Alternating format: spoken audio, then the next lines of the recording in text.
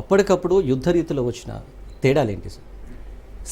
గత 25 సంవత్సరాలుగా మనం కార్గిల్ యుద్ధం తర్వాత మరి గత 20 సంవత్సరాలుగా ప్రోక్సీ వారే జరుగుతుంది తప్ప ఎలాంటి దాడి, ప్రత్యక్ష దాడి, పరోక్ష దాడిలాగా ఇలాంటి ఎక్స్చేంజ్ ఆఫ్ ఫైర్ అనేది జరగలేదు. ఇలాంటి స్థితిలో ఇప్పుడున్న పరిస్థితుల్లో మనకున్న టెక్నాలజీ, మనకున్న డ్రోన్ల యొక్క కెపాసిటీ ఆ రోజుల్లో లేదు. ఈరోజు డ్రోన్స్, యాంటీ డ్రోన్ సిస్టమ్ అనేది చాలా స్ట్రాంగ్గా ఉంది. అలాగే మన భారత ఆయుధ అమ్ముల పొదిలో S-400 అనేది ఈరోజు చాలా కీలకమైనటువంటి ఆయుధము. మనం రష్యా నుంచి దీన్ని దిగుమతి చేసుకున్నాం, రష్యన్ టెక్నాలజీ నుంచి.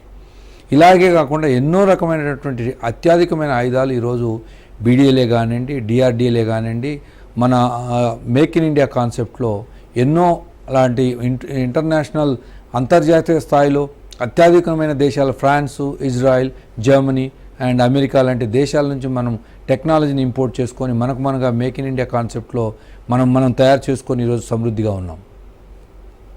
సార్ చూడొచ్చు, ఒకప్పుడు పాక్ అనుకూలంగా ఉన్న దేశాలు సైతం భారత్కు జై కొడుతున్నాయి. అంటే దౌత్యపరంగా మనం విజయంగానే భావించవచ్చా?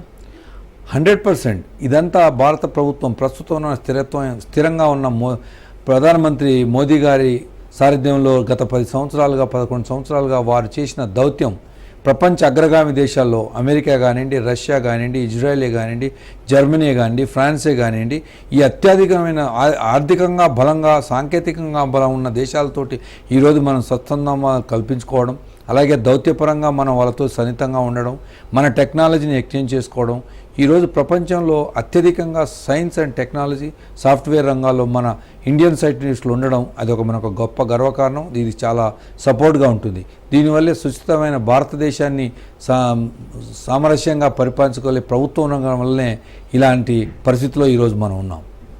సార్ చూడొచ్చు, టెర్రరిస్టుల విషయంలో పాక్ అసలు రంగు బయటపడిందా? ఏమంటారు మీరు? 100%. ఇప్పటి వరకు పాకిస్తాన్ ఎప్పటి వరకు మేము టెర్రరిస్టులు మా దేశంలో లేరు, కాశ్మీర్లో ఉన్నటువంటి పాక్ ఆక్యుపైడ్ కాశ్మీర్ స్వతంత్ర యోధులే ఈ టెర్రరిస్టుగా మీరు భారతదేశం ముద్ర వేస్తుందన్నారు తప్ప ఇప్పటి వరకు వాళ్ళు ఒప్పుకోవట్లేదు.